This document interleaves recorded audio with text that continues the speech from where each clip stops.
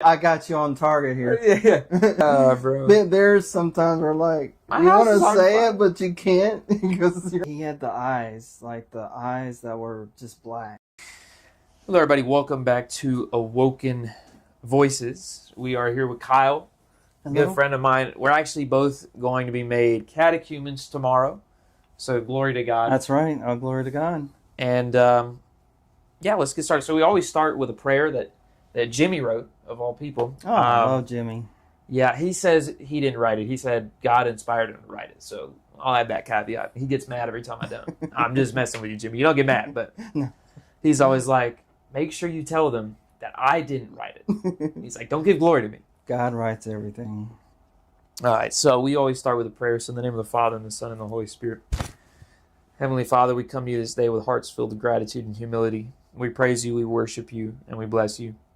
We do nothing without you, and all things are possible with you. We humbly ask that your Holy Spirit fill our hearts and our mouths with your words, that we may inspire those listening to glorify you in all ways. O Holy One, awaken our voices in your most magnificent and exalted name, we pray, to the Father without beginning, your all-holy and life-creating Spirit, and your only begotten Son. Amen. So you gave me a lot to work with in your bio, which I'm grateful for, because I knew you needed some, most people write me a bio and they'll write it about that long. And I'm like, how do I work with this? Michael, last guest I had on, Michael, had him come on, I asked him for a bio. Did you see Michael's bio? Like what it was? It was one page. It wasn't even a full page. And that was at font 14 when I printed it. So it was like the length of that prayer was the length of his bio. I was like, bro, what are we doing? So, how do you pronounce your last name? Kasurik. Kasurik. Where's that? What is that originated? It's Czech. Okay. Like Bohemian Czech. On the border. Are you, like, your family traces back to Czech? Mm-hmm. Okay. Both sides. Oh, really? Both sides? Mm-hmm. Have you been? I have not been. I have been invited, but I haven't been.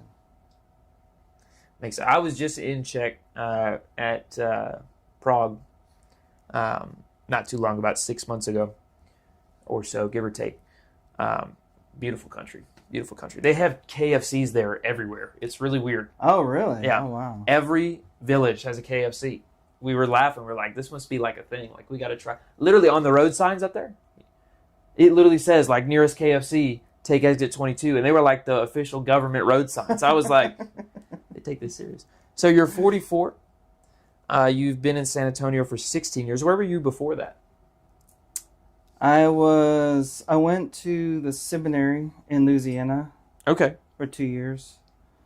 And then I went to the Benedictine monastery in Arkansas for a year and a half. So where were you born? We'll get to those two because those are going to be interesting. But where were you born originally? Born originally from Deanville, Texas, which is very, very small, but very, very enriching folks there, which is about 3 hours due east going towards Houston. It's on the east side of Austin. So okay. So you have an older sister. You have two nieces. You have a goddaughter who is one of those nieces. Is that right? You grew up in, like you said, Deanville, and your parents still live there on a farm. Yes. Are y'all close with? Are you close with your parents? Or? Yes, I'm very close to them. Do you go out there pretty often, or whenever you can? Or? Whenever I can, working night shifts, it's kind of time is. Yeah. It's kind of like. I hear you. So your father worked as a shift worker. I was retired now. Your mom still works at home. What does she do? She works part-time? She works part-time as I guess you would call her a medical billing specialist. Okay. For like no, I think she's whittling them down, but she used to work for like several psychologists. Interesting. So I think she works for like one or two still on the side. Yeah, it makes sense. So your family is still Catholic? You were raised Catholic? Raised Catholic, yes. Are they still Catholic? Or they're still Catholic, yes. You grew up attending church services regularly, and then Sunday school. Eventually became an altar server. Are you planning on doing that when you become... are you planning on getting baptized, or are you planning on getting just chrismated into the church? I'm still deciding on that. Yeah, it makes sense. Baptism. Yeah. I'll have to tell you what Jimmy told me, because I called him and I asked him the same thing. Because I wasn't triple immersed, I was sprinkled. And I asked him the same thing, and he gave me some good advice. So, altar server, are you, like I said, are you thinking of becoming an altar server when you... Maybe in the future. when you get it? I think that'd be kind of cool. Yes. You love serving for Mass. It was a very small country Catholic church. Were there a lot of Catholics out there? Yes. Really? Yeah. The town was primarily Catholic? Yes. Wow. Primarily Catholic. Interesting. There's a couple of Protestant churches out there, but primarily everybody went to that Catholic church. How big is the church? Like, how big is the town? I mean, like 10,000, 20,000? Deanville itself is a couple hundred. 100,000? But or just a couple hundred people? Couple hundred people. Oh, okay. Okay. And then I could be underestimating that. Could be. But I was like, I don't know how these Protestant churches are staying open with 24 parishioners. But it's just Jerry. We went to his shed. Had services there. Yeah. Nice. No, so after high school, you had an interest in joining the fire department. I attended an EMT college course, which one of your advisors suggested. And that was part of the fire science degree through the local college. Mm-hmm. You attempted to apply for several EMS services with really no good luck. Continued with college courses. Got involved with the St. Mary's Catholic Student Center at College Station. Mm-hmm. Eventually, well, so early on you had a calling to the priesthood. Is that right? Right. And eventually you went into the seminary in 2001, but then went back. How old were you in 2001? 2001, I would be... Were you 20? 20. Wow. And then you went back in 2007 to 2009. And then you entered a monastery, a Benedictine monastery in 2005 in Arkansas. Mm-hmm. Huge jump from there. But now we work as a City of San Antonio 911 operator. Been there for a little over 2 years. Yes. Are you planning on staying as a 911 operator? Are you wanting to move to a different city work? Or I'm planning on staying with the City of San Antonio. Yes. It's a good place, good people. The work can be a little rough, but it's all glory to God. It's a good job and pays the bills. Yeah, that's important. So you volunteer for the Immune Deficiency Foundation, which you've been a part of for years as a plasma center advocate. So what is we'll talk about that actually. I want to know what that's like. But you're about to do your first walk for PI in November, is that right? Here in San Antonio. What is that? What does that actually mean? What does it entail? It'll be, that walk will be the first one that I'll ever attend for the first time. So what is the Immune Deficiency Foundation? The Immune Deficiency Foundation is basically a support network for those who are living with immune deficiency, which existed ever since I think his name is Adam, the boy in the bubble. Yeah. From the 80s, and the foundation was created in 81, I believe, and they have evolved and they help support, manage. They even give financial to people with their medications that they need.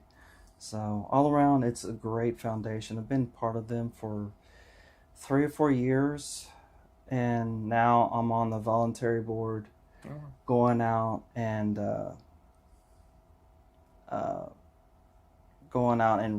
reaching out with information with the plasma center people that give the plasma in order to help people. So one of our neighbors, I know she won't mind talking about this, so I'll use her name because she actually was on KSAT for the I think it was autoimmune week Or was that recently? Yes. They had her on KSAT. So Julie, she has, I'm not remembering what it's called at the moment, but we're basically like something in her body attacks itself.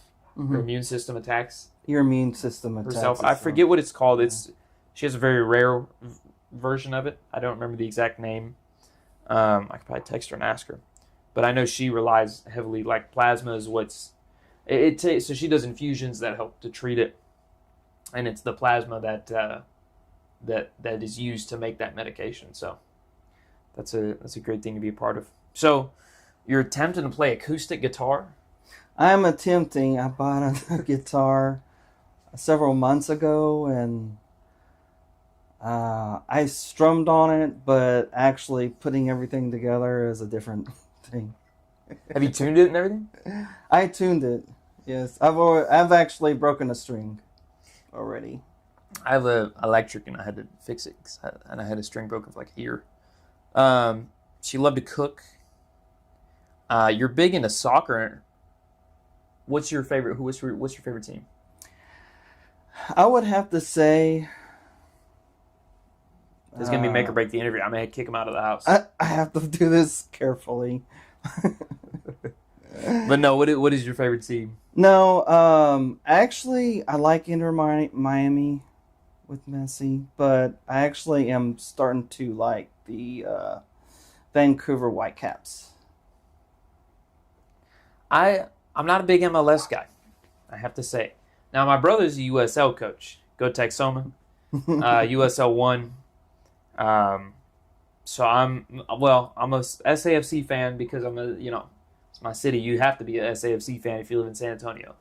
You don't have a choice. Right. And I'm also a fan of Texoma. So if they ever go up a league, I support Texoma over San Antonio just for my brother. But what's your, like, my Premier League team's Liverpool. What's yours? Got to be very careful because if you say something like Everton, we're gonna fight. You know what? Go Liverpool. I'll take it. No, so you do indoor. You did indoor for a while? I did indoor at Soccer Zone. Yeah. In Live Oak. My brother did indoor for a while. Let's see. So, journey into Orthodox Church. You got into the Orthodox Church 13 years ago? Is that right? Or did it start 13 years ago, you mean? No. And what it says here, I'm just reading. Orthodox Church. Oh, I see. I'm reading it wrong. I just printed exactly what you sent me. I didn't make notes. You sent me so much that I was like, all I need is this. We're going to go off this. So, around 13 years ago, you started attending a non-denominational church. And you got baptized there. Yes. You were baptized Catholic, though, correct? Yes, I was rebaptized into the non-denominational church. I'm no priest, but I said this to Michael, I really would not get baptized again then. If you've already been baptized twice, you've been double blessed. You know what I mean? Because, I always like the Nicene Creed, and this is what, I'm no priest, so please talk to Father Thomas about it. Don't take my word for it. But like where I came, I heard the argument for it, and I was like, okay, like maybe I do need to be rebaptized because I was never fully immersed. But technically, even triple immersion is not the best version of baptism. You're supposed to be baptized in running water in a river if it's available. That's why the Orthodox Church on the Jordan, I forget which one it is, still does all their baptisms in the Jordan, is because if you read the Didache, it says that is the highest form of baptism. It's kind of crazy they say that there's forms, like there's rankings of baptisms. That's a S tier baptism. That's an A tier. That's a B tier. And then there's the emergency baptism where you just sprinkle water and it's like, I don't know if that works. I don't know. But in my opinion, I came to the conclusion where I was like, well, the Nicene Creed says believe in one baptism for the remission of sins. And if I've already been baptized once in the name of the Father and the Son and the Holy Spirit, then it's like, to me, weigh it out. That's right. Yeah, I would talk to Father Thomas. So after a few months, you started to explore other churches, including North Rock. What is North Rock? Northwalk is just another non-denominational church. Oh, so it's a Baptist church. Right. Yeah. And then after 7 years of being at that church, you kind of felt your faith was at a standstill? Yeah, at that point,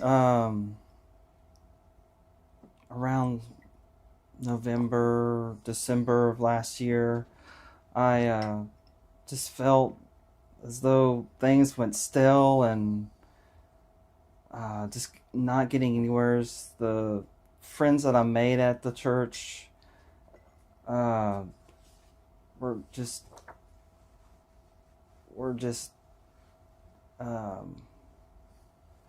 didn't seem like wholesome friendships to me. Yeah. And just everything the production of the church, it seemed like I wanted to return back to tradition of the church, and so I started looking in, and I knew the Orthodox Church from the seminary, where every Wednesday they would have priests come in from the local diocese or from the Orthodox? Other places. Well, Catholic, but they had this certain priest from the. I guess there's a certain the Eastern Eastern Orthodox Catholic priest. Well, yeah, they're the Eastern Catholic. I think there's one cardinal that's Eastern Catholic. And if you ever see the cardinals going into the conclave, you can tell exactly who it is because he looks Orthodox. And you're like, that looks. I feel like what's the meme from? What is that meme? What movie is that from? Leo, where DiCaprio, where he's like, look that up, Jamie. Where he's like snapping and he's like, looky here, look right there, and he's looking at the TV. That's me. That's me every time I see. Like I watched the movie Conclave, and there's an Eastern. I've seen it. Yeah. There's an Eastern Catholic cardinal portrayed in there, and I was like, wait. I know that guy. What is he doing there? That guy's Orthodox. What is he doing here? But no, so you were saying, I'm sorry. So yeah, you also wrote a schism paper. Yes, a history schism paper, which I was trying to find, but I don't know where exactly it is. Yeah, but did you find where that was from? Once Upon a Time in Hollywood. Once Upon a Time in Hollywood. I thought that's what it's from, but I wasn't sure. You know, you could open my computer too. That's fine. So, you said an Orthodox priest came to provide Eastern liturgy a couple times? A couple times when I was there. So the Orthodox was like, or the Catholic were like, oh yeah, let's have an Orthodox guy come in and do liturgy? It was very interesting. Talk about the universalism doctrine. We were just talking about that. Right. Talk about that. That's crazy. I'd be like, I could never imagine the Orthodox seminary being like, let's invite the Catholics here and let's see what they're like. If we don't already know. Let me know if you need to take that. We can always... No, I'm good. No worries. If you do need to take a call, there's no... This is not like a CNN interview. So there's no worries.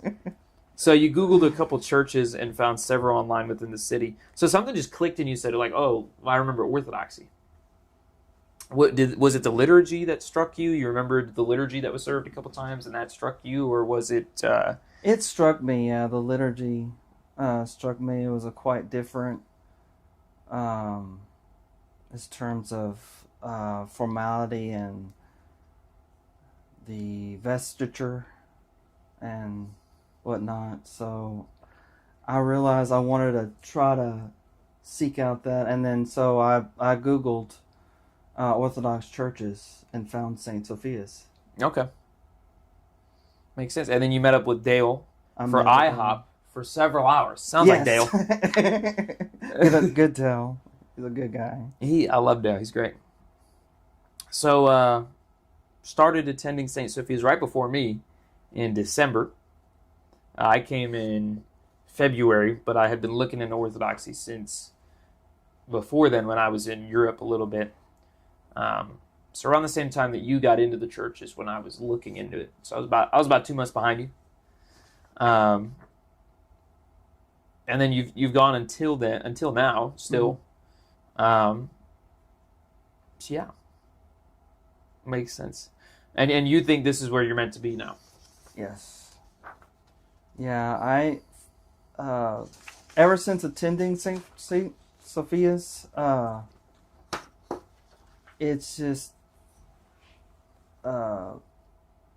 been great to me. It's making new friends and experiencing the church in its fullness and traditions, and Father Thomas and all the other Deacon Nicholas. And I want to get him on the show. Are you and him close? yes, I need you to put in a good word, please. I will. I think after I was talking about him trying to... No, I'm kidding. So we're going to get on to everybody who comes on. I do give them a gift. So for you, we have a very special one here. I'm going to make a joke, forgive me, but I think since you've been baptized, if you get baptized again 3 times, it's fitting. 3 times a charm. That is the baptism of Christ. So this can go in your prayer corner. I know you said you were starting one. Yes. So can they see that? A little closer. Yeah, there's kind of the glare. Beautiful icon here. Well, yeah. Thank you. I appreciate that. Of course. It's beautiful. I was in the bookstore for about 30 minutes trying to figure out, what do I get him? And then I was like, do I get him Nectarios? And then Cam came up to me and he goes, he has to have Nectarios. He's already, that's going to be his patron. And I was like, oh, you're probably right. And then I texted you, you're like, no, I don't. And I was like, bro. I know, forgive me. I was like, are you serious? He doesn't have Nectarios. No, I wasn't mad at you. I was mad at Cam for leading me astray. Cam, if you're watching, bro, we're fighting next time you're on the show. So we are going to go. That's Alexander Nevsky, by the way, if you were wondering. I don't know what language that is. So I think that's Russian. It's Russian or Serbian. It looks, yeah. That's some Slavic language. But no, I'm trying to decorate the table and the walls with icons, so I'm slowly migrating a lot of the icons from my room over here. Slowly. So we're going to go way back in time. What was early life like? You know, what's your first memory? First memory is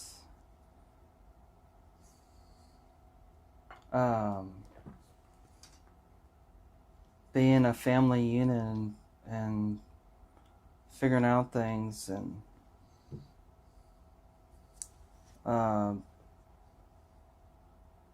going to church, and my sister did a lot of things together. Yeah. So what was it like growing up in a small town like that? I mean, growing up in a small town, everybody knew each other, and a lot of times I would play with the cousins that were literally like 10 minutes down the road. Yeah. And I guess a lot of the memories that I have in my childhood was going to my grandmother's house, and a lot of things revolved around food. As it should when you're at grandma's house. Always love your grandma's. We do. So, were you like a quiet kid? Were you real rambunctious? Were you getting in trouble a lot? What was it like being a kid? I was very hyper and got in a lot of trouble. Like, what were you doing? Just talking a lot, or? It's talking a lot. My school would say I was a class clown. Is that how you describe yourself? Back then I was a little bit rambunctious, and I try not to get in trouble, but you have to push the limits sometimes. That was me when I was 10 years ago? When I was 8? Yeah.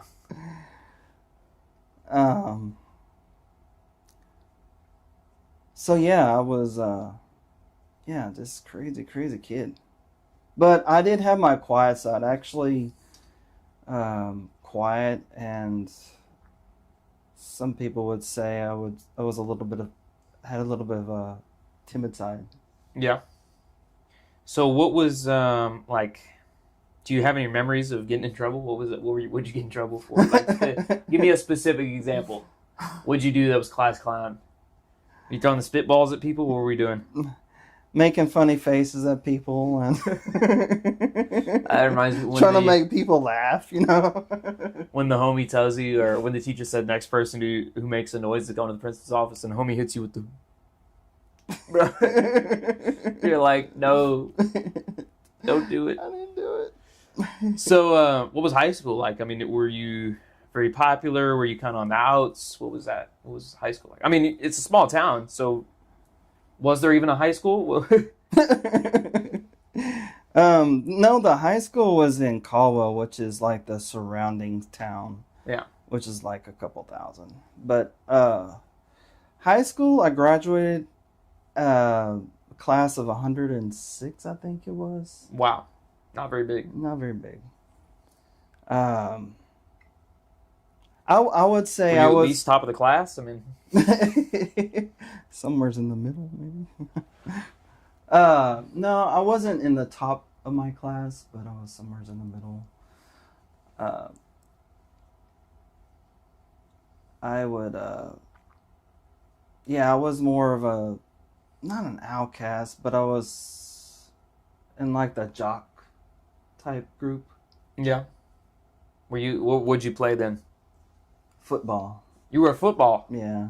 And then I did We had a Friday Night Lights. And then I was actually involved with FFA. Oh, really? For the 4 years. I actually was an officer. Really? What was that like? You have any good memories from then? Yes. We actually won regional. We went to Amarillo and won regional. Wow. You're not nationals? Not nationals. That's all right. Regionals is close enough. So, you ended up going to... So, did you go to college first, or did you go to seminary first? I started off in college. Okay. Well, I did the EMT. So, what was EMT like? Do you remember what that was like at all? EMT was... it was great. I love like biology. Yeah. And I love helping people. And so I thought it was a good fit. But I actually was more interested in the fire side. Really? Like being a firefighter? So the advisor said, well, a part of the fire science degree, if you want to go that route, is the EMT. EMT is a part of that. So I decided to go and enroll in EMT, which was a semester long.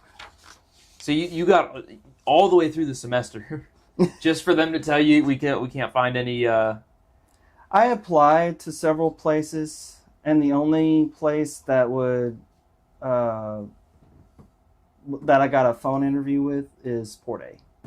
Oh yeah, and they were like, well, they did offer me the job, but at $8. What year was this? Was this 2000? Bro, you would not have survived the crash. Right? You would not have survived it. Not at $8. I'm like, do what? $8? What was the going rate then? I really don't know. What was that? 2000? What was the minimum wage in Texas at 2001? I think it was 7 something, but I'm not for sure. Yeah, offering you one over the minimum wage is crazy. Yeah. I mean, like right now, working at Chick-fil-A, I make double the minimum wage. Yeah, there you go. So it's like, that's insane. $7? $8? That's crazy. Were they going to give you housing? Something. No, they didn't offer no moving expenses or anything. Was it 2001? 2001. It says it was $335. $3.35. Oh God. That's still not that much. I mean, I'm still poor. that'd be like I'm still poor there. that'd be like if you were making $7, right? You're making $7, and what was the dollar worth? And you also got to look that up.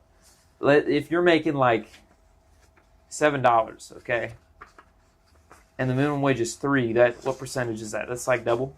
Double. Okay, so I guess I can see, but that's still way too little for what is the average EMS now? What does EMS make hourly now in Texas? I wonder. Because then I know what the minimum wage now is. I think it's 7. I think 7 is the minimum wage now. Well, it's in here. For Texas, it was $3.35, but for like federal, $5.15. So either way, you're getting screwed. Yeah. But what is the average EMS hourly pay in Texas now? I'm wondering. Hourly, when I was on the truck in 2009, I was on the truck for 10 years, and I made... Oh, so you ended up being a firefighter in 2009. Well, private EMS. Yeah, I don't know if I included that in my bio. I don't know if does that count? 12 something. Okay. That's what I started out. 17 to 19. Yeah, significantly higher than like the minimum wage. That's like $10 more. That's like $10.50 more than the minimum wage, if not 11 more than the minimum wage. So that's like almost triple the minimum wage. So yeah, you were getting screwed with that offer. Yeah, I didn't take that either. With no like moving expenses and nothing. They didn't offer. I'm like, no. Well, of course you were making more as the private, but so St. Mary's Catholic Student Center. What was at College Station? What was that like? That's where I would say my faith really grew. Most people fall away from their faith in college. I fell away from my faith in teenagers.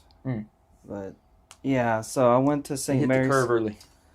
St. Mary's College Center in College Station, Texas, and which was a vibrant student center with A&M and Blinn College combined together. And I would say, personally, my Catholic faith really grew there. Were you big into theology? Did you understand the theology? Or was it just kind of like me and Christ and you just accepted the Catholic doctrine, like you weren't really thinking too deep into it? What was that like? I knew some theology, and I guess I really accepted it. Okay. Makes sense. So. And at that time, I mean, you wouldn't have known any different. You're from the small town, you know. Mm-hmm. Makes sense. Tell me about the seminary. So you were in the seminary in 2001, and then you went back 2007, 2009. So what are some of your memories from seminary like? You know, was it like studying under the bishop? What was it like getting to know the other people that were in the seminary? Are they called seminarians now? Seminarians. What was it like with getting to know them, living alongside them? You were living in the monastery, right? Or in the seminary, I mean. Well, seminary, when I was there, I went there in 2001, stayed there for a year, and then went back in 2007. Yeah. For my first experience, that was my first time away, even out of state, because I moved to Louisiana in the seminary. Where in Louisiana was that? Covington, North Shore of New Orleans. Oh, okay. So Lake Pontchartrain. Oh yeah. My grandpa or my great grandma, I guess, lived just north of Long Bridge, and Dad was there when Katrina happened. Was over the Long Bridge. Were you there during Katrina? I was not, but I actually saw a lot of the stuff in New Orleans where they would have like you can see the water line where it was, and It's still like stains. even the numbers on the side of the house. Unfortunately, a lot of it they never repaired. Like a lot of the city is never. Yeah, some people are still Because it was all renters, so it was like. right. Yeah. No, he was there. He says it was bad. Dad tells me stories from Katrina there, and he's like apocalyptic, like bad. I was like, I imagine. So you left Louisiana, was that right before that? Or before that happened? Or were you there? Were you in the monastery at that time in Arkansas? Because that was 2005, During right? Katrina, I was in the Benedictine monastery. Yeah, because I thought that was 2005. Yeah, I think Katrina was 2005. So you spent... I was there during Gustav. Gustav was still a hurricane, but it was like 75 miles an hour. I think I've heard of it. A cat, whatever it is. Yeah, I don't know.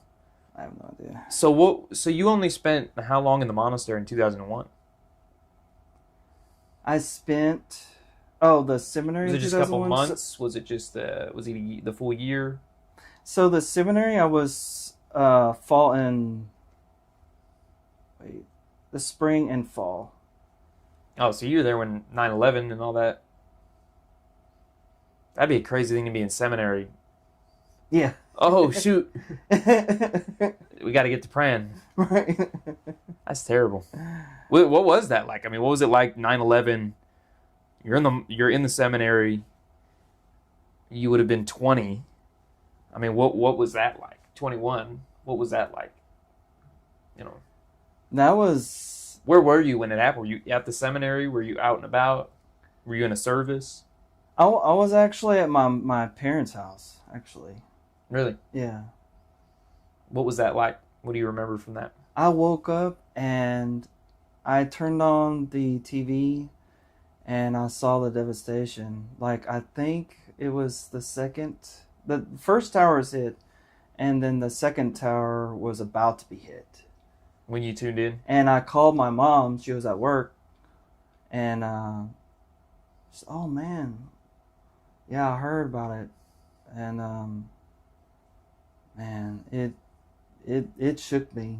I was like, what's going on? And then you hear about the Pentagon getting hit.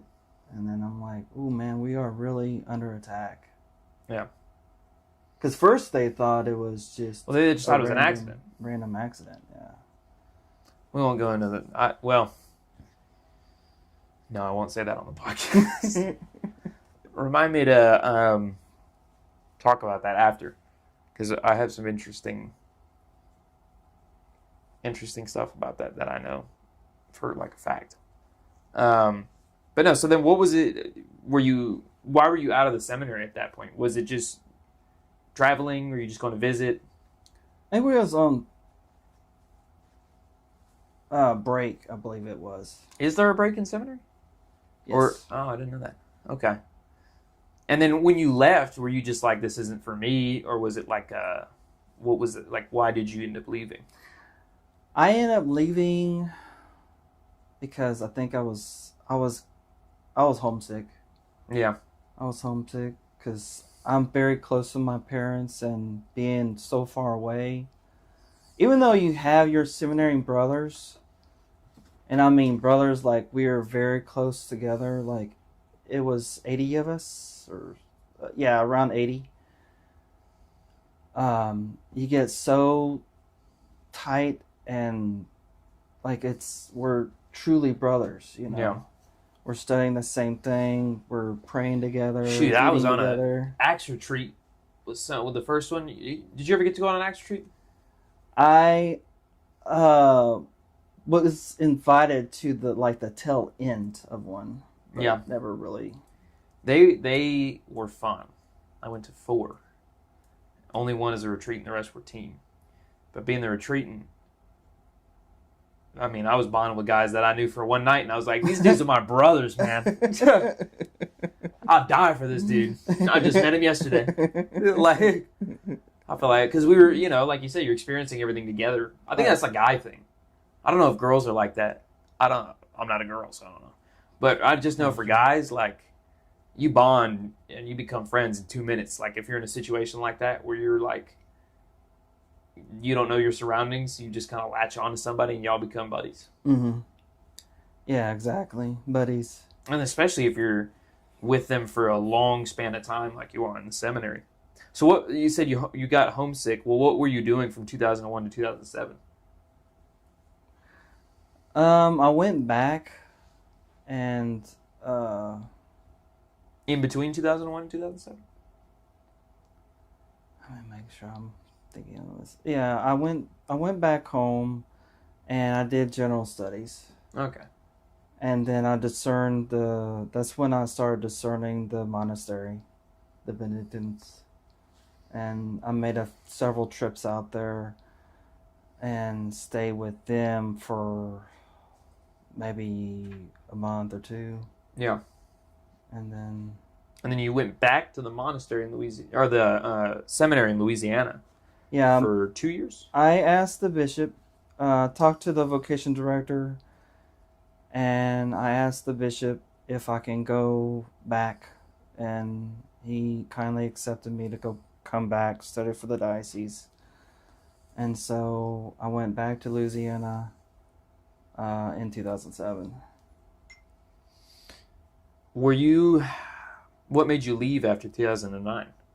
What was the final straw? Generally they basically, because every year you do an annual eval on paper. You write a paper and you lay out like how you grew over the year, like the spirituality, They grade you on that? They have your vocation director, the rector of the seminary, and a few others, representatives. I think my English teacher was there, and so they go over your paper and their reflection of you. Well, in that final reflection paper, I put in, I want to get married. I'm having thoughts of marriage. So in the Roman Catholic Church, you, I guess, take the promise of celibacy. Yeah. And so I was having more and more thoughts of, I want to date. I want to kind of get out. I've discerned here, but I want to date. Yeah. And so I think that was not the final straw. They read that and they were like, get this guy here. They read into that like, yeah, just, take your time and, get out of our seminary and go date. Yeah. I'm kicking you out. So you went to the Benedictine monastery before that in 2005, and you were a novice from 2005 to what? I was a candidate for 6 months, and then I was a novice for a year. Okay. And then what made you decide being a monk isn't for me? They closed the door on that. Really? How did that work? Basically, I had my 3 names because you pick your religious name. Yeah. Or actually, the abbot picks it for you out of 3. I think Orthodoxy is the same, but I don't even think there's 3. I think they just pick a name for you. The abbot does. I think every monk gets a new name when they get, quote, you're reborn. Yeah. Right. And so one night after supper, my novice master took me into the room and gave me this spiel about, we don't think you're called to this life anymore, and which was surprising because I didn't hear anything negative about me. I was growing there. I was going to prayer. And I went to my formation director, or not my formation director, my vocation director, and he's like, I didn't hear anything about it. And so he went to the abbot, and I guess they all like, yeah, he should leave. Which was upsetting because my parents made the long trip up there, and that was the week after Thanksgiving. Yeah. And got shut the doors on that. Did you ever find out what the reason was? What made them decide you, quote, weren't ready? No. Interesting. I wonder, did somebody just have something, like they just didn't like you, or what? Yeah. What do you think? I think I was generally liked there. I mean, you're not going to get along with everybody, Yeah. but I think... What is that like, living in a monastery? Living in a monastery, it's very silent. But it's a peaceful silent. It's a tranquil silent. And I think I was considered to be one of their younger members coming in. I was, 2005? I was in my mid-20s. So, they ran a boys' boarding school there. Mm-hmm. And they do a lot of farming, which is what Benedict is to cultivate the land and produce everything that can sustain a monastery. Yeah, on its without own. having outside resources. Yeah. You know, go to the grocery store. Yeah. So overall, the experience was great. Would you ever go to an Orthodox monastery? Like, you think I would consider it. I was gonna say, do you think you're called to that life? Because it sounds like you were at peace there. It sounds like it was just wrong time or wrong place. Mm-hmm. Who knows? Do you consider that? Because you know that. Have you ever been to the Holy Archangels? I want to go there. I want to plan a men's trip up there. That would be awesome. We need to plan one. We need to talk to Father Thomas. I get his blessing to get a bunch of men going up there. He's like, I gotta write that down. He writes everything down. Oh yeah. He's funny. We were at dinner, and I was giving advice to everybody, and he was like, I gotta take notes. But no, I mean, I was cooking. But yeah, no, I love Father Thomas.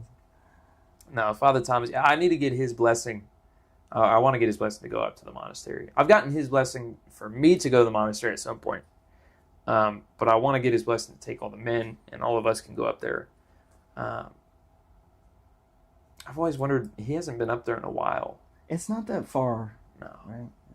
I think they've invited him a couple times, he said. He just hasn't made the trek. Yeah. I think somebody from the church said that they went over there for part of their catechumen classes.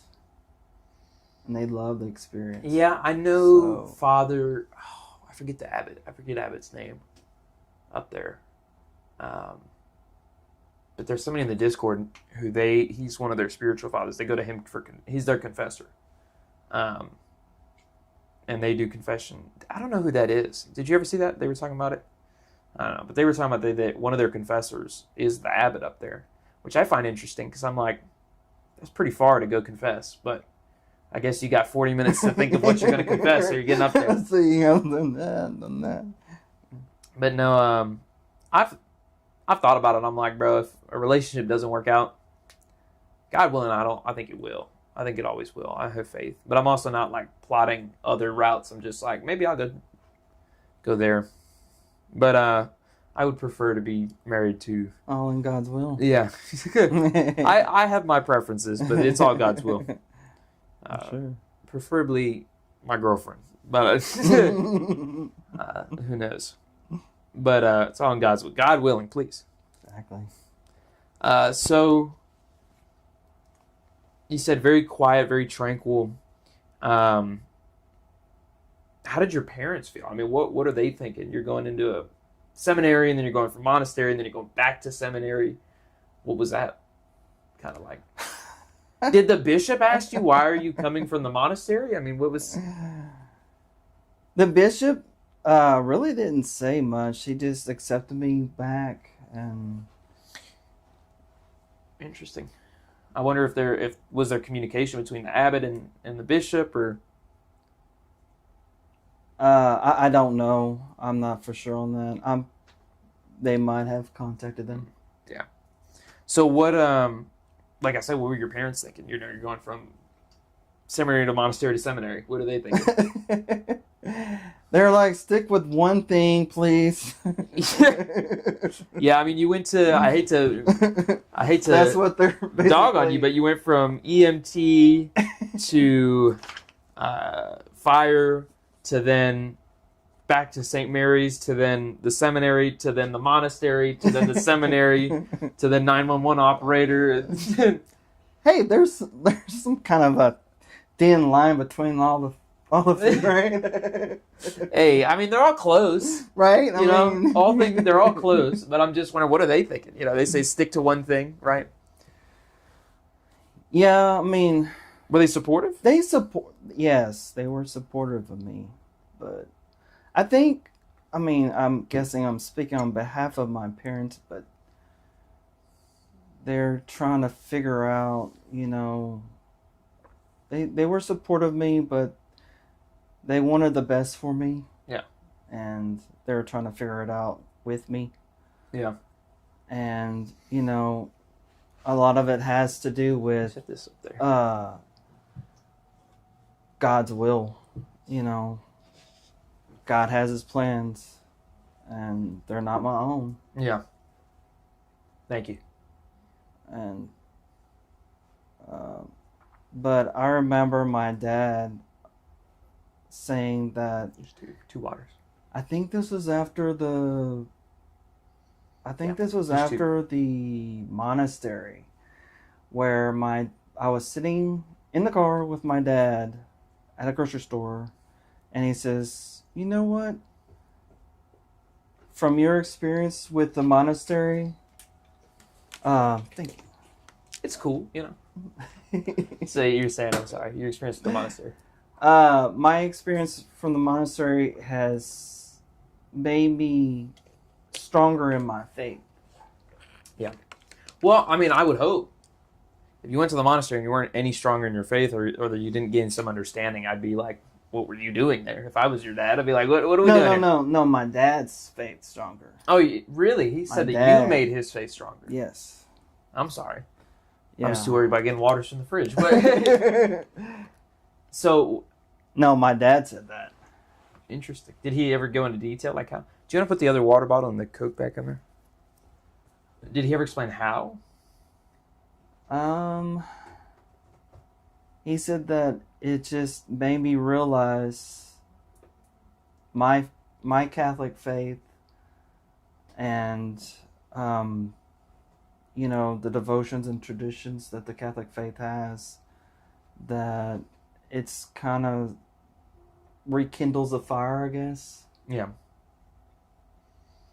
So, it didn't really go into great detail, but yeah, that was his general experience.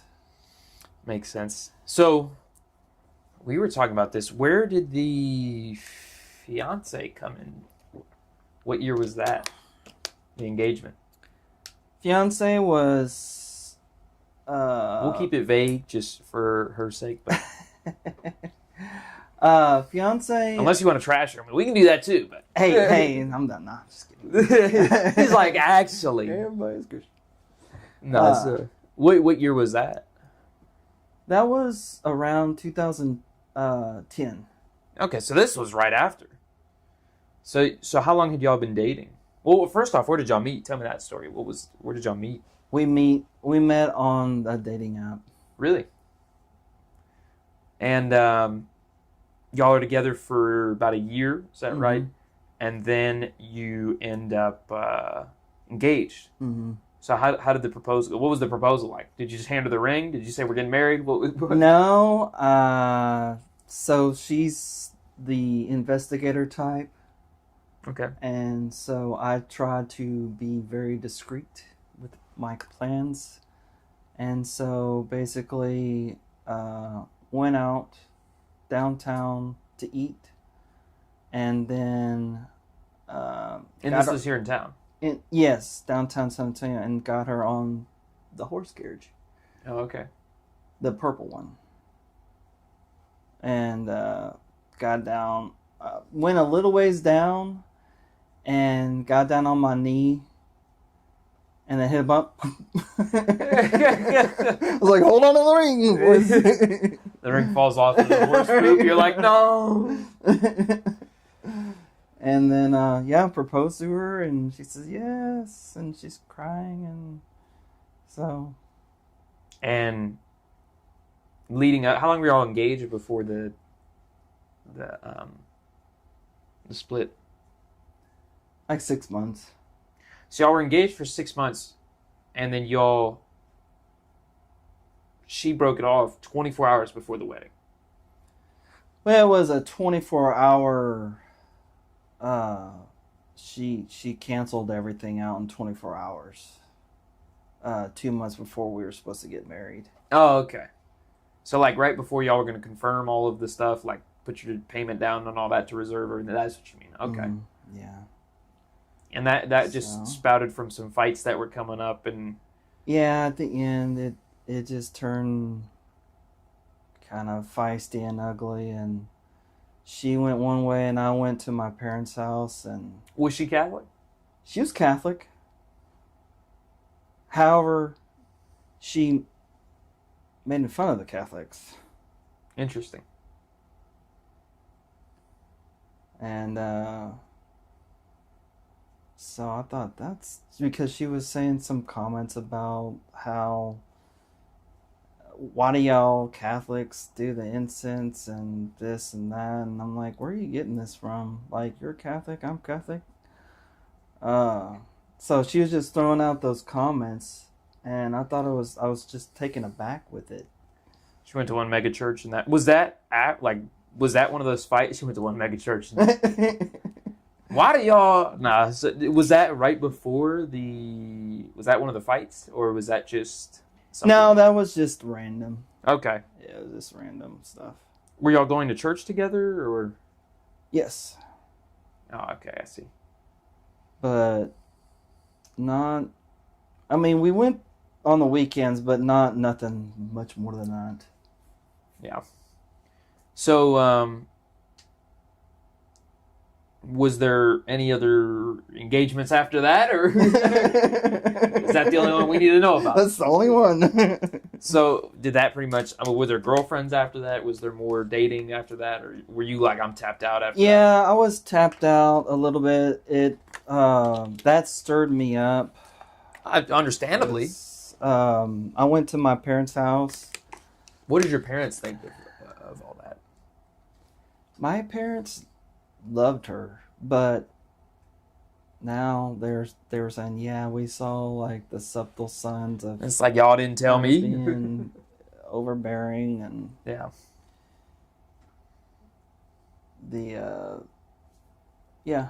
She's like, yeah, I'm glad y'all didn't get married because y'all would have been divorced within 6 months. I'm like, oh, thank you.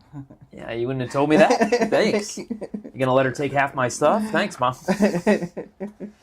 No, so in between that time of 2010 and COVID, what was going on between there? So between 2010, that 9-year stretch, 2010, 2019. 2010, I had dated a few girls because I was tapped out after her for a little while. I had like the thoughts of trying to get over her, type thing. Because I really and truly loved her, and I was still trying to figure out the ending part. Yeah. So I did eventually back up on dating, and I dated a couple of girls out of state, and then one other one in like the east part of Texas, Mm-hmm. and then several others here recently. But are you still dating around, or are you? Currently, I'm just trying to. No, I'm not. I'm not currently dating.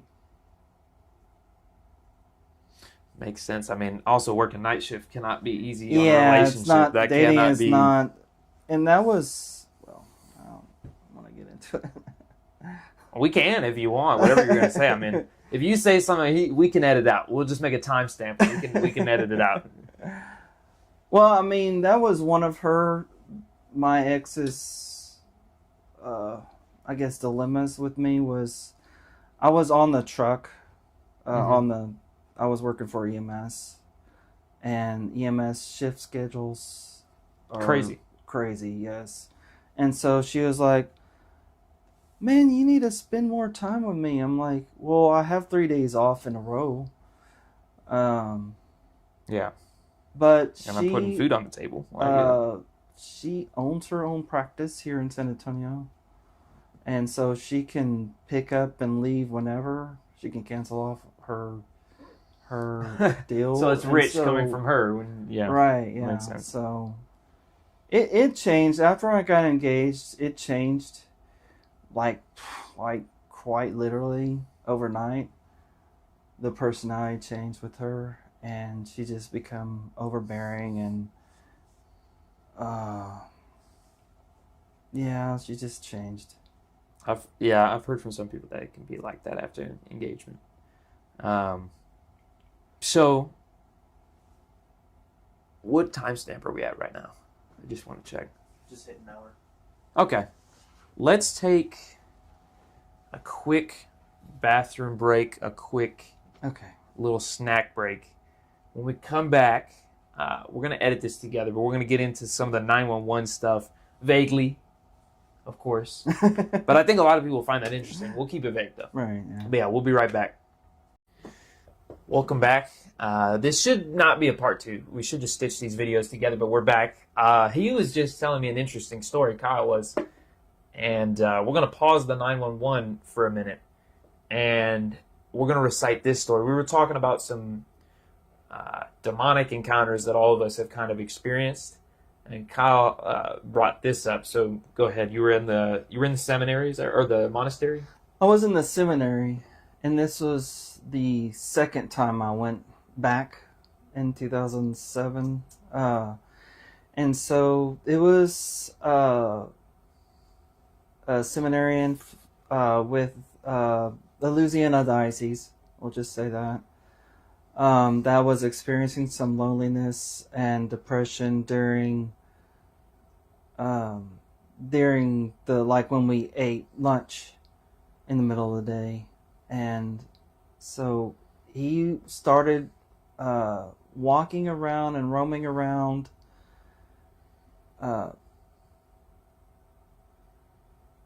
and just acting kind of off a little bit. And like he would have these blank stares, as well as in prayer that he would just not say anything. And then he continued to just evolve from there, making like cat wolf type noises during prayers. Did people give him strange looks when he was doing that? We were starting to talk amongst each other. Yeah. Like, what's going on with them, and I've had several conversations. He would talk about how, he didn't seem like he fit in with the seminary group, and that he was lonely. He didn't know if this was for him and whatnot. So. And then what happened? What developed from there? What else happened? So he started wandering around. He had blank stares, and then his eyes would change. In blank stare, like, he would seem like he was possessed. Like his eyes would go black? Yes. Interesting. And did they do anything about that at the seminary? Did they I know they use holy salt. What happened there? They used the salt. We had one of our teachers / formation directors sprinkle the salt around both, because there was like the younger guys and then the older guys. When I went back, I was a little bit older, so I was in a separate building with the older guys. And so he sprinkled the blessed salt around the hallways, and so one time, this guy had came in, and I was inside the room studying with the door open. Were his eyes kind of like that? Yes.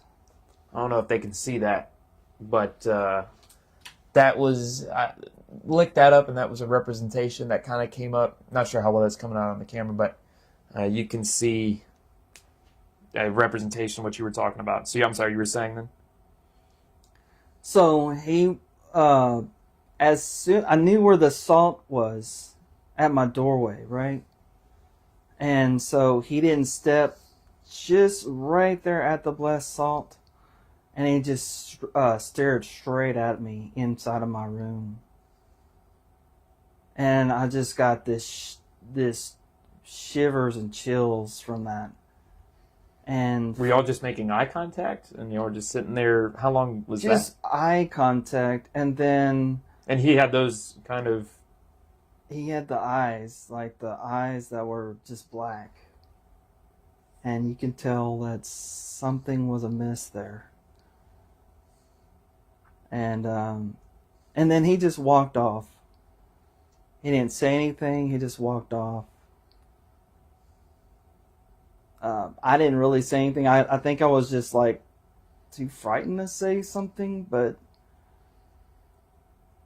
he just walked off. So after that, did you tell anybody there of that experience? We were all talking about it amongst each other, and I know some of the faculty knew some stuff, and so they had. What did the faculty say? Like, what did they experience with him? I don't know a lot of that details, but I think it was just talk amongst the faculty, and they had contacted his bishop, and they took him to a therapist. That didn't do anything? Nothing. So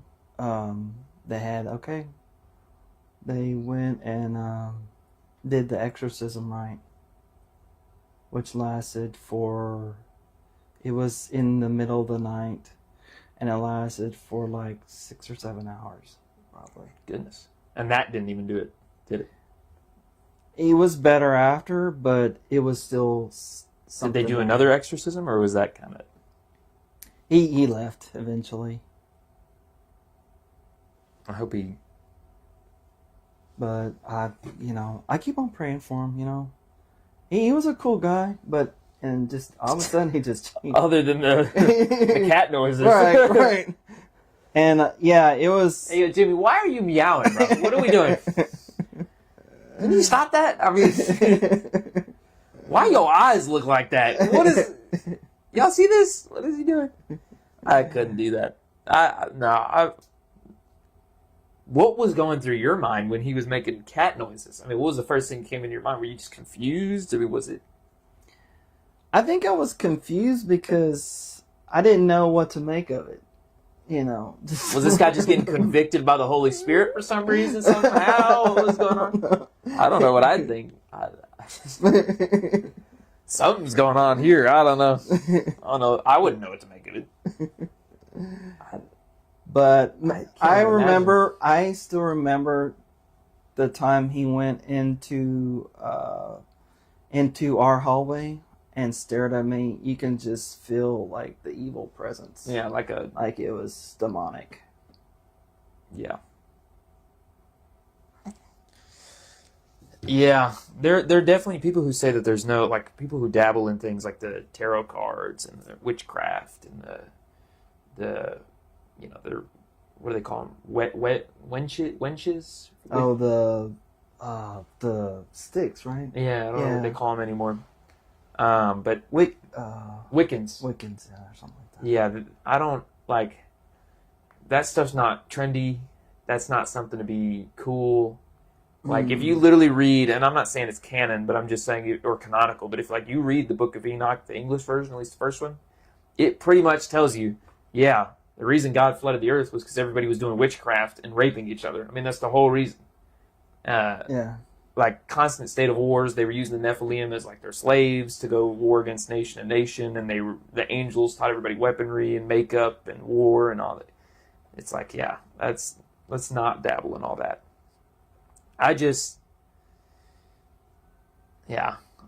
people who dabble in that stuff, I'm like, you're just inviting bad energy and you're inviting bad things in. And it may start off, like I've heard from some people that were in the occult where they're like, it starts as just like, oh, it's not like a religion, it's just like an anarchy thing. And then it very quickly goes into like, this is demonic, like very quick. And I used to be one of those people like, oh, I don't think like the Satanic Church is like actually Satanists. They're just like, anarchists. And then I'm like, and then I start looking at like what they're practicing, and I'm like, yeah. And then you hear people saying hail, and it's like you're inviting very bad things in by saying stuff like that, by encouraging things by thinking it's funny. Like you think it's funny until you're going to see the results very quickly of what you're doing. And yeah, I just pray for those people because it's like that's not something to mess around with. And I've heard stories of like some Orthodox priests that did some exorcisms, and they're like, yeah, like it's not something to be joking around. Like that's why like people who dress up as like demons and stuff like that on Halloween, I'm like, if you want to go as like Dora the Explorer, you go right ahead. But when you start getting into like the demonic, or like I heard Father Paul Trumanbach talked about this. He said that he had a guy come into him when he first became a priest, and the guy said he had stayed for the liturgy, and then afterwards he was sitting on the steps, and he said he came down the steps and he was like, were you waiting for him? Like, do you need anything? And he was like, well, I wanted to talk to you. And he's like, okay, like come on in, let's talk. And he goes, I on Halloween thought it'd be funny to drag this coffin with a fake body in it around the town. It dressed up as this demon. And he was like, ever since then, I keep hearing things like walking behind me. There's a weird presence, like I'm hearing growling. And it's like, even just doing something like that can very quickly invite something very dark into your presence and into your midst. And it's like, if even that can invite something in, you gotta like be very much guarding your heart. Exactly. And that's a good segue. I mean, so how do you balance like the darkness of the things you probably hear as a 911 operator? And how do you balance that with being Orthodox? I mean, because that's dark. Like you've probably heard people die on the phone. Have you? I have. Yeah, and that's like the kind of thing that'll keep you awake at night. Yes. So how do you balance that darkness with your faith? How do you balance that? I try to balance it with just having trust in God and the goodness, and trying to keep my faith as best I can. And I hate the saying it happens for a reason, but I guess sometimes you have to, in your mind, think that to get past it and get past the experience. I have had some therapy recently for the last year. Yeah. After a bad shooting that happened last December. Not this last December, but the December before. With a kid. That called? That called, yeah. What happened there, if you don't mind? It was a suicidal kid. Mm. That just ultimately was overcome with too much, and didn't want to be a part of this life anymore. Yeah. And after that, I guess you have to wall some of the emotions out, especially during the call and after. But sometimes it still haunts you. I'd imagine. I mean, after some of the things you've probably heard. And you start not sleeping well and having cold sweats, and sometimes you need to reach out to somebody. Yeah. So I did reach out to the police department, who contacted the mental health team. I spoke with her, and which got me in touch with a therapist. Yeah. Has that been helping? So she's very helpful. So very helpful. I'm always said, like, I think therapy is overused, but I think there are circumstances where there are certain people that absolutely need it, and that your line of work would be one of them. What other are some of the calls that you have what's like the hardest call that you've had to do? Was that the hardest one, you think? I think that would have been the hardest. Yeah, I would say that was up there for sure. I mean, kid, it's tough, and trying to get past it, and as well as hearing all this other stuff, even the domestic violence stuff and others, it messes with you. Yeah. But just having a strong faith, having good friendships, and a good support network. I even hear, like, on Instagram Reels, there was one that was talking about this. There's an off-duty officer. He caught his wife cheating, right? Well, she went crazy because he was like, well, I'm divorcing you. She went and grabbed a gun and started shooting, and she shot him twice. And he was in the basement, and she was shooting through the door, and he's on the phone with the officer, and I had to click off because you hear him start screaming, and I was like, I can't do that.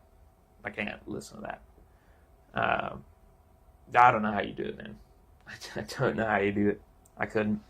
But then you also probably get some goofy calls where you're like just laughing at. Yeah, exactly. What's the goofiest call you've ever gotten where you were just like, you couldn't help but laugh? I think the people that call in for like the animals that just walk around, just you calling for this? Yeah. What are some other ones? Like, is there one memorable that you remember that you were like, you couldn't help but laugh when you hung up? Other than like animals. Nothing really sticks out.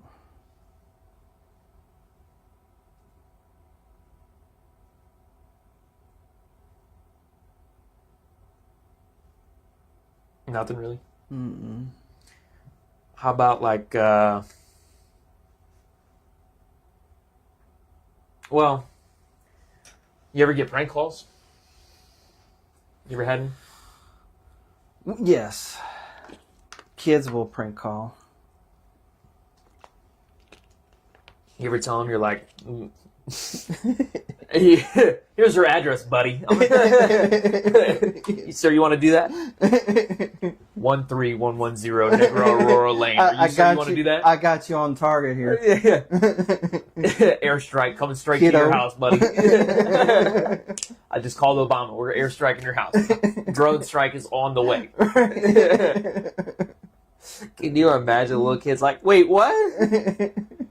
That'd be crazy. I would do that. I'd probably get fired first day as a bro. There's sometimes where like you want to say it, but you can't because you're on the grid line. You're just like, oh gosh, man. My house is on fire. What did you do? Where's the fire coming from? The toaster. Do you have like a sink? Yeah. Can you put some water on it? No. I can't. Or do people like that? Are people clueless like that? No, I remember this guy that I was actually telling a coworker about. This call is a medical call about somebody calling in that had a fruit seed stuck in their throat. And they call up there, even though you're like, am I going to be okay? A fruit seed? I got a watermelon seed. Is it going to grow a watermelon plant in me?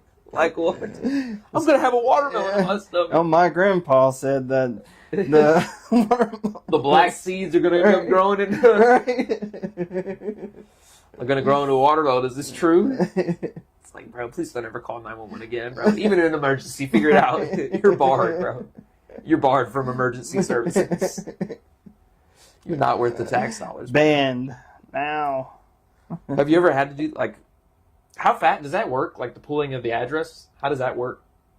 What do you mean? Like, you're sitting with the computer, right? How, because they say you can pull addresses, right? On 911 calls. How fast does that work? Is it like instantaneous? You can see where they're calling from? Or does it take time? Yeah, it's instantaneous. Okay. So you just straight up, are you at this location? Yada yada. Right, yeah. Well, it comes up as a block number. And then you gotta specifically tell them.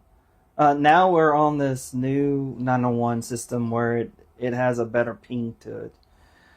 So, it has like a dot over the house or building or whatnot, or road. Yeah. And, so you have a better location. Makes sense. What's the like biggest flaw right now with the San Antonio system? Because y'all's response time is terrible. Half the time, we had a kid. I won't say his name or his circumstances, but you know it's been a reoccurring event. And he was outside with a knife, screaming, "Everybody's gonna die! We're all gonna die! We're all gonna..." And you know we called the cops. And the kid is mentally disturbed. He's been in juvie before. And he's been in Laurel Ridge before. And they got here 20 minutes later. The neighbor calmed him down before the cops ever got here. And then the cops spent 10 minutes talking to him. I was like, what are y'all talking to him for? Go help somebody else. Like the neighbor calmed him down with a popsicle before y'all could ever get him to calm down. It was crazy. There was one time, I don't know how much. I may have you take this out, but because I don't know. I'm not going to say names or anything, but same kid. This is when he went to juvie. He had a knife and a brick, and he was threatening to throw a brick in somebody's windshield. And the neighbor pulled out his gun and was like, "I don't think you want to do that," and he ran away. And then the cops pulled up, and they had lethal on him, and he held the knife to his throat at one point, and then the cops came out with a beanbag shotgun, and I gotta have the beanbag. he dropped the knife because he thought it was a real shotgun. Because, you know, they look crazy, the beanbag shotguns. They look like spazzes or whatever you call them. And he freaked out because he thought they were just going to shoot him.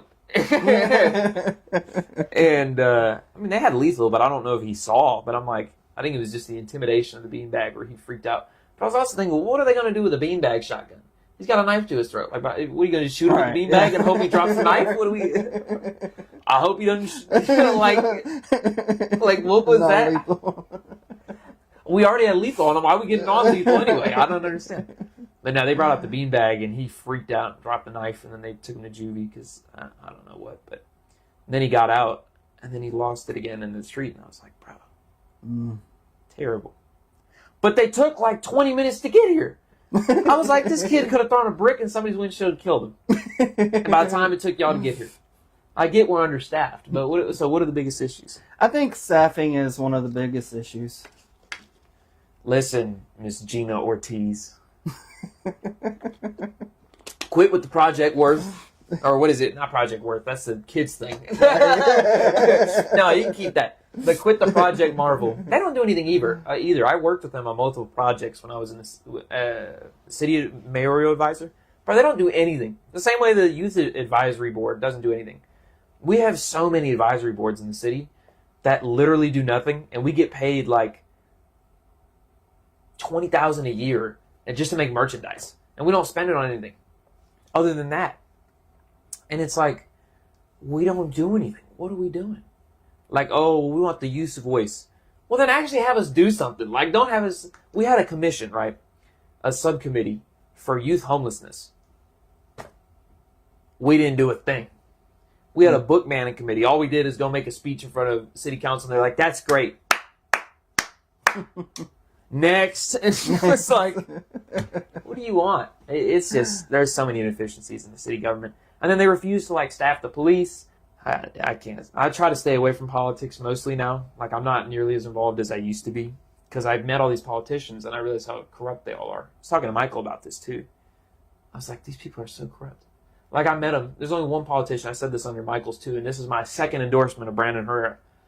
Only politician who ever actually spent time trying to get to know me and talking to me, like valuing me, Brandon Herrera. You know who that is? Mm-hmm. The gun YouTuber who ran for Congress. I saw him at the governor's dinner when they had it at the country club over off, was it Santerra, I think? Going over towards, like, where they got the Ferrari dealership, the Rim. That area. Right. They had it at the country club there. So he was there. He spent around 20, 30 minutes talking with me. When I told him, I shook his hand, I was like, I wouldn't have volunteered for you. Like, I was on your campaign staff. I was door knocking. And I was like, I just want to tell you, like, I still support you. If you run for Congress again, I'll go door knocking. I just put in my application, actually, to go door knocking again for him. I'm waiting for a response. If not, if I don't get one by the end of the week, I'm going to email them. But, yeah, I mean, I door knocked for him. Close election, too. I don't know what district you're in, but I went out of my district. So I'm in Chip Roy's district. I went out of my district to go campaign for him just because I liked him. And he was the only politician. People they call him egotistical. They call him sleazy.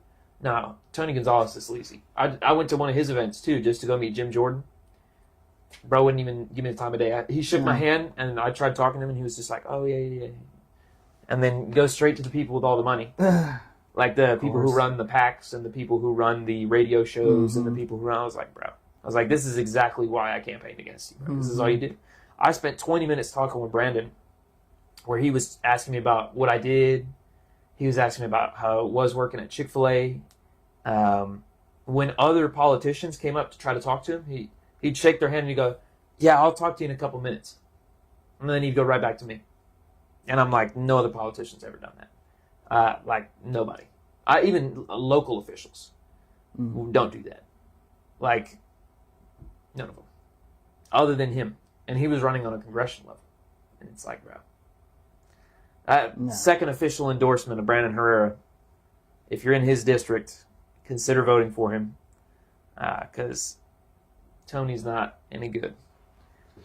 He's not any good. We keep sending people to Congress expecting them to be good, and then they immediately fell out. Yeah. That's the problem with Congress, bro. That's the problem with all politics. Is you get there and you have all of these staffers that you have now, they are like bureaucrats because they go office to office and they are like, no, this is just how it works. This is how we do things in DC. And so it's business as usual because then they're like, oh, that's the easy way. Number one, it's easy because it's business as usual. It's what everybody else is doing, so nobody's going to mess with you.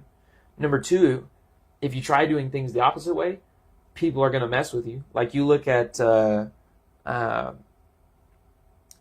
grand multitude of people, like Tulsi Gabbard, even on the Democrat side. Like she went in there, she was willing to talk with Trump. She went to his office and met with him, blackballed her immediately. Oh, wow.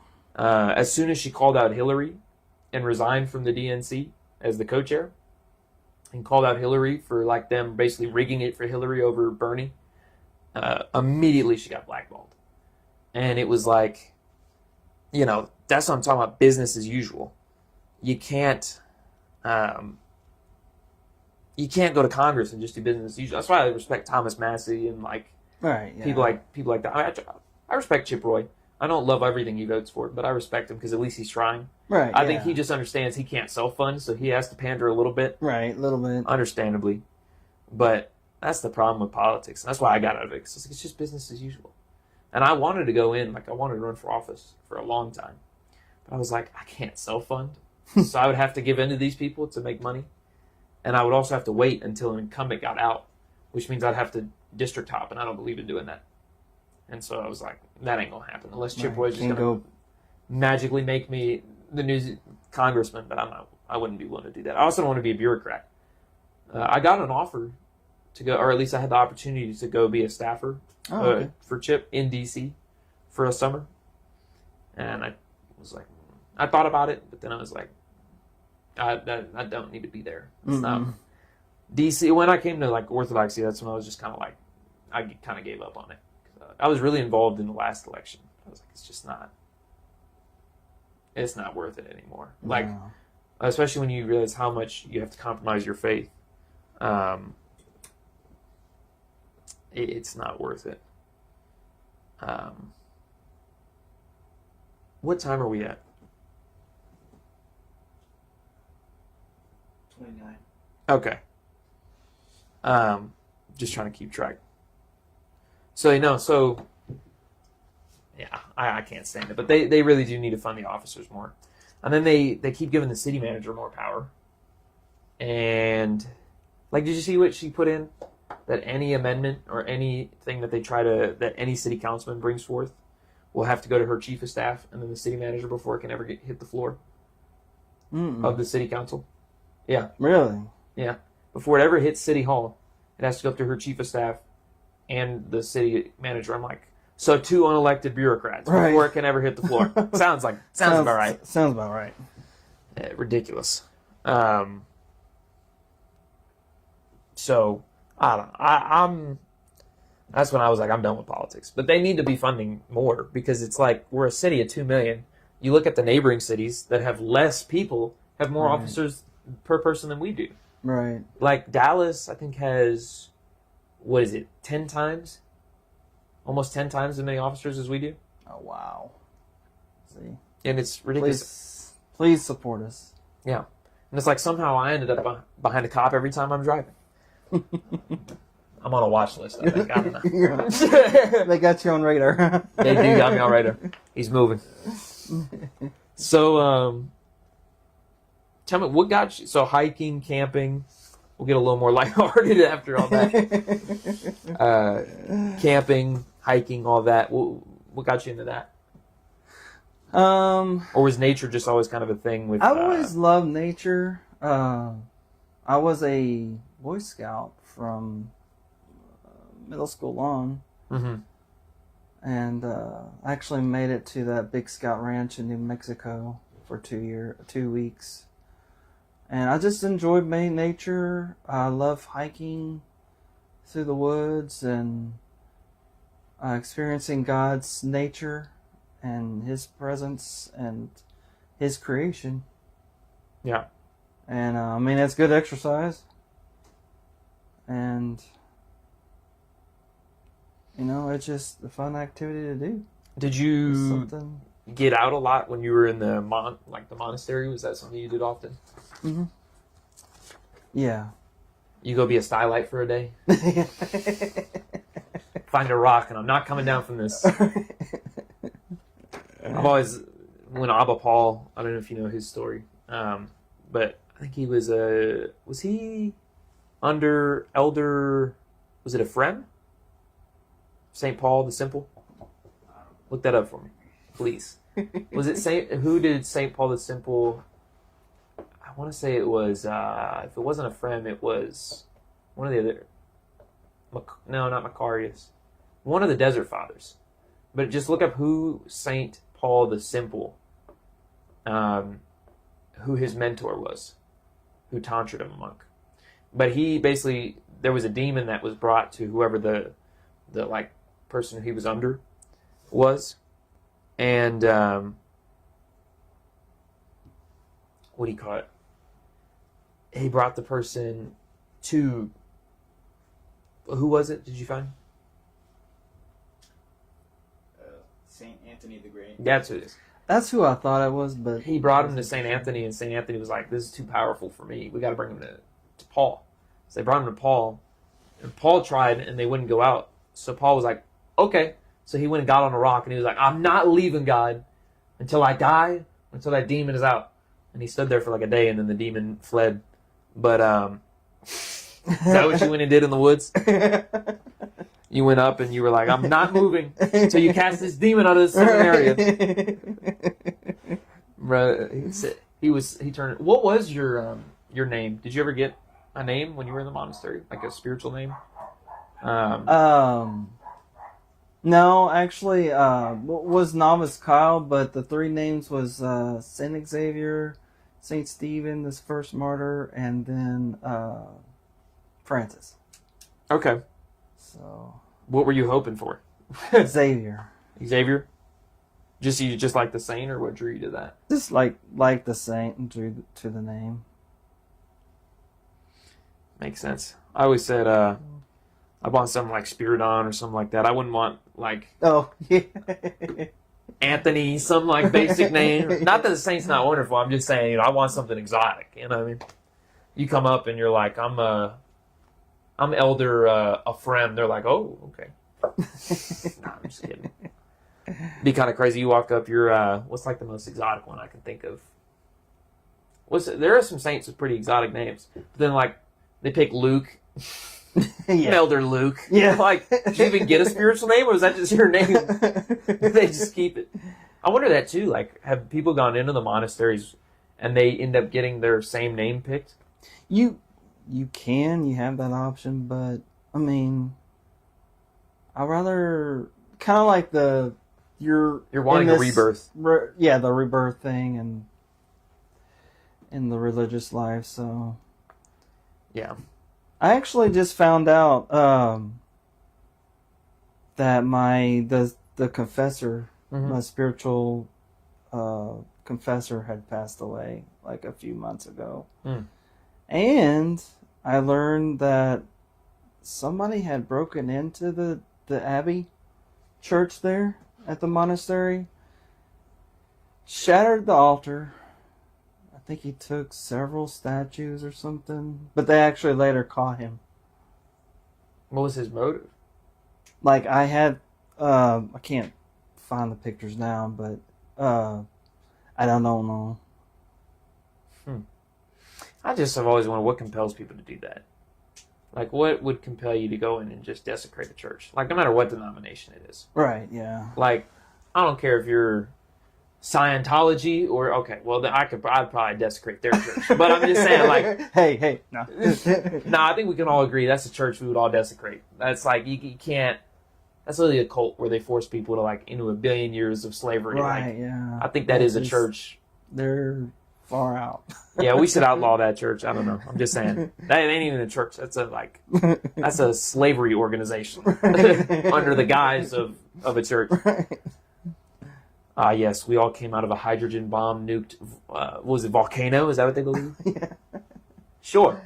And something about there's sins or aliens or something. I don't know. Like we came from the aliens, The and aliens, they killed all those yeah. people for some reason. I don't know, bro. It's too much. Yeah. You know, the founder was a comic book writer, and he wrote a bunch of like science fiction novels like that. And I was like, well, no wonder. Ron Hubbard. Yeah. Ron Hubbard. I'm like, Hubbard was like, you know, it'd be funny. I think he's quoted for saying, you know how to make real money? Start a religion. I think he's quoted for saying that. I'm like, yeah, makes sense. Right, makes sense. When we did make a lot of money. Right. They venerate him like crazy. Yeah. Yeah, They're brainwashed. I know a lot of them are trying to get out of that life. Yeah, but they like hold them hostage. It's crazy. It's crazy. Y'all go ahead and sue me, Scientology. I ain't got nothing for y'all to take. Yeah, exactly. Nah, I mean there's churches like that I'm like, okay, maybe we can desecrate. But I'm just like, because there ain't even really a church. Like, No. I wouldn't even classify them as that. But if you're going into like a mosque, or you're going into something like that, and you're just burning it down, or you're just going in there to like destroy stuff, I'm like, it doesn't matter if it's Christian, if it's a synagogue, if it's a what. Like, Christ didn't even do that. Mm-mm. He didn't do that. No. Now, like,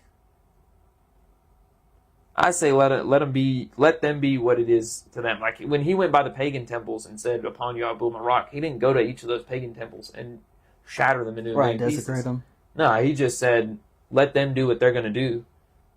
They'll come if they're ready and they open their hearts, they'll come. And that's what I'm saying. Like, I just don't understand what compels people. It's got to just be like a darkness in you, like the possessed. To do the amount of damage and theft that this certain person did, it's beyond disbelief. Because that altar, it's like they have the baldacchino still there, and huge cross, and I think he had like a sledgehammer. He just went to I just am like, I don't understand.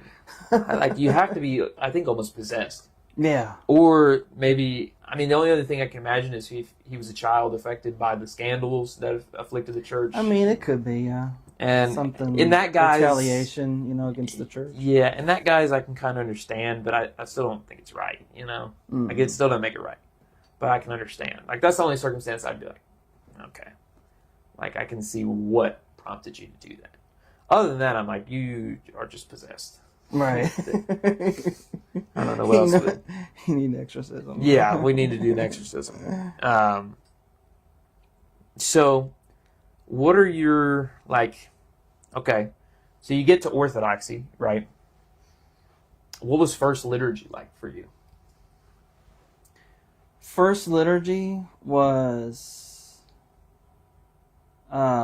just, even stepping into the church is just awe-inspiring of Saint Sophia's. Just, you see the beautiful icons around, and even the smell of the old church. Yeah. It smells like old stale incense, right. but low-key good. Right. Look, yes, very good. And I mean, it's different from the Catholic Church, because you see the It's very different. iconostasis, Mm-hmm. and you just feel the presence of God in there. Yeah. The Spirit is definitely thriving in the Orthodox Church. Absolutely. And so that first experience was just you taken aback, and just you feel like you are drawn into the faith and all it encompasses. I can't get over you wearing a shiesty, bro. It's just messing with me. Our Jamie Guyan is wearing a shiesty behind the camera for some reason. I don't know. He's cold or something. He's our bodyguard in case somebody walks in, they're getting slimed, bro. But no, so when you first came in, like, was it like this is it? Or were you kind of taken aback? Were you like, I don't know, like, I gotta learn a little bit more? Or were you like, this is right? I think I had a lot of mixture of emotions. Like, I was taken aback, I was drawn in, but I still wanted to figure it out still. I wanted to learn about it, and put the past of my faith experiences behind. Yeah. Like, I want to fully enter into this faith and this church and figure it out. That's kind of where I went too. I was like, I just want to leave what was. Right. And like I don't, some people still listen to like some Catholic apologetic, or they like somebody talking about something, or quotes from the Catholic saints, and I'm just kind of like, you can do that, but I just, for me, I'm like, I want to leave all that behind. Like, I don't want anything to do with it anymore. For me, I'm just like, I just got to take a step back. I think, and I'm not saying like that's for everybody. Like, some people gradually need to shift into it, but for me, I knew Orthodoxy was for me before I ever went into a liturgy. I had researched for like 4 months, and I was like, this seems like something I can get behind. I'd never been in a liturgy before. I was like, yeah, I'm Orthodox. Then I went to liturgy, and I was like, I'm Orthodox. Like, this is really what I'm looking for. Because I was looking basically for Catholicism, minus the Pope, minus the innovations. And I was like, okay, what's this Orthodox Church about? And then I was like, no Pope, no innovations? Absolute cinema, bro. This is editing the meme of Martin Scorsese. I'm joking. You don't have to. That'd be kind of crazy, my face on Martin Scorsese. But no, I was like, this is incredible. And then I started looking into history, and I'm like, this is incredible. And and then I remember like Father Thomas, like one of our first long conversations was great. I've been going to Bible study a couple times, and he was like, hey, like, I had to ask him a question for advice on a personal matter. And that turned into like we were on Zoom until like 8. No. Usually we go to like 8 till like almost 10. Oh. So like 2 hours. He took like 2 hours out of his night just chit chat. And my mom kept texting me. She's like, let him go. And I was like, he's telling me he keeps going. I was like, I love this. This is good dialogue. Right. Because normally, I don't want, like, he never makes you feel rushed. And that's one of the things I love. And my problem is I'm too excited where I'm like, Father. Even if he's talking to somebody, I'm like, wait, I got to tell you. Instead of waiting a minute to like, actually, okay, let's listen to what, let's wait for him to finish with somebody else, and then it's my turn. But, no, I mean, 2 hours, and it was just like, we were just talking about personal stuff, like his life. He was wanting to get to know me and my background. I told him some of my background. He was Catholic too. I don't know if you knew that. Right, yeah. He was telling me some of his background. I was telling him some of mine. Just chatting about life, like the faith and things like that. And that and the familial feeling in the Orthodox Church, how welcoming everybody was when I try to now do that for other people. That's very prevalent in the Orthodox Church. And I think that just is, well, I think it's twofold. I think it's because like you ever realize like Greek and Russian culture is so hospitable, and it's like, well, why is that? Well, because they're Orthodox. If you look at the Orthodox countries, they're all pretty hospitable. I don't know about Serbia. I haven't been yet. We're going later, so we're going to see. I can tell you in about another few weeks. About 3 weeks, actually. I can tell you if it's hospitable or not. But I know I've been to Greece, most hospitable place I've ever been. I know everybody says Russia is super, like the Russian people, super hospitable. Very black-pilled, like doomer. They're very like Eastern European, but they're still very hospitable. And I think that comes from the Orthodox mindset of like loving your neighbor and treating everybody as though they were Christ. Because I think, doesn't Paul say that? He's like, you should treat everybody as though they're Christ, because you never know when Christ really is Christ on the road to Ephesus. Well, came as a beggar. Yeah. Right. And that's what I'm saying. So I think that's also part of it, is like, you can tell it's genuine too. Like whenever I see new people, I try to, hi, this is, what's going on? How are you? Is this your first time? Okay, do this. This is kind of why we do this. Y'all have it, right. Experience it. Go enjoy it. Or revere it, whatever you want to say. And, because that's how it was for me coming in. Everybody's like, oh, you're new? Come right over here. And it was like, oh, okay. And I love that. I mean, that feeling was great. And then also getting to know the community like I have now has been great. So I agree. Like, I think it's just an Orthodox thing in that familial aspect of like everybody is family. Like that's how I feel like everybody at St. Sophia pretty much treats each other. Now, I think I should say something here.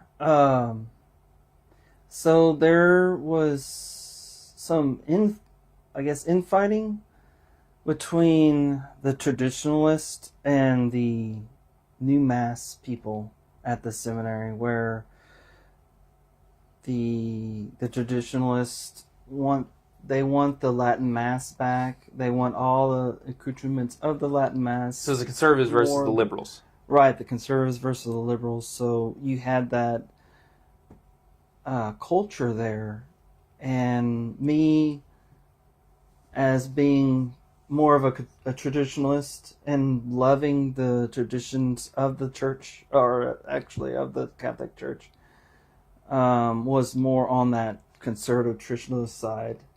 And so that's what I wanted to, because I was thinking about going back to the Catholic Church. And then all of a sudden just wanted to seek out the Orthodox Church. And, I actually went into several, I did the St. Ephrem, I think it was, and then St. Sophia's, and then St. Anthony's, which is the other Greek Orthodox Church here in San Antonio. We have another Greek Orthodox? Is St. Anthony's Greek Orthodox? St. Anthony's. I thought St. Anthony's was OCA. Or is that a friend?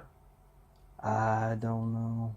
I assumed they were Greek Orthodox. I think it's OCA, Orthodox Church of America. Okay. They're very, Orthodox Church of America is like very traditionalist. If you go in there, like they still make the catechumens leave after the homily. Oh, they're okay. The Greek is a little, not lax, I don't want to say, but the tradition's just different. It's just different tradition. That's what I always tell people, and they're like, well, why is it different? I'm like, it's just tradition. Like, the doctrine is still the same. It's still one Orthodox church. It's just tradition. It's just like a jurisdiction. It's not a denomination. Right. I was like, it's a jurisdiction. It's just tradition and the languaging. Is that correct? Do you want to see St. Anthony's? I believe it's OCA. I could be wrong. But I didn't think we had another Greek church. Because I know we have a Russian. Mm-hmm. I know the Antiochian is about to open. Glory to God on the 17th. So I think this weekend. Oh, that's the one, the newly built. Mm-hmm. Right? Yeah, just got built. Yeah, I went by there the other day. I was like, ooh, that's nice. Yeah, they're doing their opening on the 17th. I was thinking about going because I'm like, they got an icon shop. In case you can't tell, I love icons. That's what got me into Orthodoxy. Yeah. Just the icons at first. Yeah. That's what I thought. OCA, gotcha. Because that's where Archer goes. First guest I had on the show. I plan on having recurring guests eventually. So after I think I've expended all of my St. Sophia people, I'll have to start poaching from other Orthodox churches, and then we're going to just have to start doing repeats. Hopefully by then, we'll have enough following that we can have some, people travel to come to do it. I would like to. But yeah, no, so you got into Orthodoxy. Where are you now? Like, what are we doing now? What is it like? You're about to become a catechumen, as am I. Right. Are you feeling a vocation towards anything in the Orthodox Church? Or you feel like you felt all those out in the Catholic Church and they're not for you? I'm still discerning that out. And I was thinking maybe possibly diaconate. Yeah. The like what Nico. Right. Yeah. Well, Jimmy and I were talking about the St. Sophia's getting to the size where we either need a second priest or a second deacon, because it's growing very rapidly. Glory to God. But Deacon Kyle. That would be great, though. That would be great. Then I could have a deacon on the show. I'm trying to get Father Thomas on. But literally, when I called Father Thomas to get his blessing, I was like, maybe I can have you on the show. And he laughed and he goes, good luck. Oh. And he was like, I'm camera shy. And I was like, I'm going to get you on at some point. I have to. You're like, come on, bro. I have to. Well, I was like, you got to be on the show at some point. He was like, we'll see. So I got to keep pressing that now. I'm hoping if you can talk to Deacon about getting on the show, that'd be great. Oh, I love Deacon Nicholas. He's got a lot of wisdom. And he's from Greece. He's very intimidating at first, I feel like, for me. A little bit, yeah. He was a little intimidating. Because I remember, funny enough, first time I was in there, I didn't understand the difference between kissing the priest's hand and kissing the deacon's hand. So I took the blessed bread, and I kissed his hand, and he looked at me like I was like... he was like... Okay. And I was like, well, I mean, St. Paisios kissed everybody's hand. And I'm like, so, I'm going to use the humility excuse. But no, he was very nice. He's been very nice to me the times that we've gotten to talk. I need to start going to the Wednesday stuff when they started back up again. The Wednesday night... What do they call it? The Gladsome... Is it Gladsome Night? Gladsome Night, yes. Yeah. I was a part of that during Lent. Part of their group. Well, I'm still am part of their group. They're just not doing it right now. They're just putting it on pause. Yeah. For the summer. Makes sense. What time are we at now? 53. Okay. Yeah, well, is there anything else you wanted to touch on before we close out? I think that's it. Yeah, I mean, glory to God. Glory to God. Coming catechumens and Oh, Saint Nectarios. Saint Nectarios. So both of us chose Saint Nectarios. We have the same godfather, soon to be Same godfather. Yes. And we both chose Saint Nectarios without knowing. And what made you choose Saint Nectarios? I love the Saint Nectarios for his humility. He is a man of great faith. In the face of what he encountered during his life, being kicked out of his own country and establishing monasteries and just The accusations and the accusations. Terrible. Terrible. So yeah. That's why I chose him too. For me, it was between Nectarios and Saint Herman of Alaska. But then when I heard he chose Nectarios, I was like, that's like, like I don't know, maybe a sign. I don't know. I have icons of both of them, and I had them, and so I was like going back and forth here. And then I prayed about it a little bit, and then I thought about, okay, well, he picked it, and I was like, okay, Saint Nectarios it is. Makes sense. Plus, I was like, Nectarios is a cooler name than Herman. Hey, Herman! I'm like, huh? Oh. Opposed to Nectarios. Oh, how can I help? You put on a little accent. Pray for us. No, absolutely. Well, Kyle, thank you for being on the show. We really appreciate it. We'll have to have you back on at some point, because really what I want to do is once we start getting guests on for second episodes, I want to start doing okay, let's go into some apologetics. Let's discuss certain topics that are modern, like things like that. They may be shorter episodes than the super long ones where we're going through your life story, we're going through your journey and things like that. Like I know Michael's got super off topic multiple times. So it happens. But that's also because Michael didn't give me a lot to work with. I'm just giving him a hard time. But and it goes deeper than what. That's just a brushstroke of my life. Yeah, well, we went through three pages. So it gave me like a really good amount to work with, which is what I wanted. I mean, every time I ask somebody for a bio, for those of you watching who are going to be on the show eventually, or want to be, reach out, go on the Discord for the young adults, or find me at St. Sophia, or just reach out, put in the comments.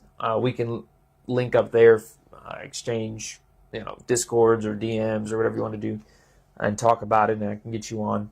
But I want longer biographies, as long and as detailed as you can get.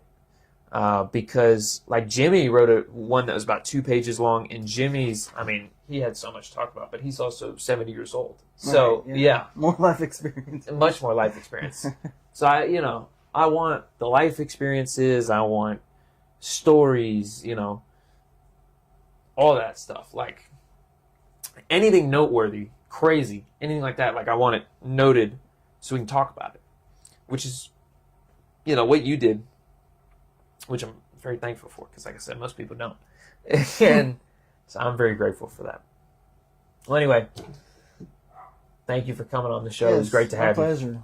It was great to have you. Thank you, everybody.